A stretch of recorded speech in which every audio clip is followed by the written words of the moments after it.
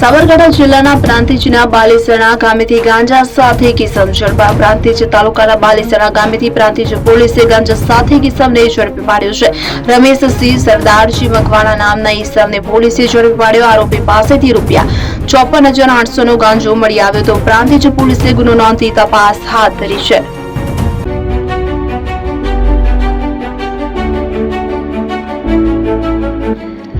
છાસવાલા આવી ગયા છે હવે પ્રાંતિજમાં. પ્રાંતિજ તથા તાલુકાના લોકોને હવે અમદાવાદ, ગાંધીનગર કે પછી હિંમતનગર સુધી લાંબા નહીં થવું પડે.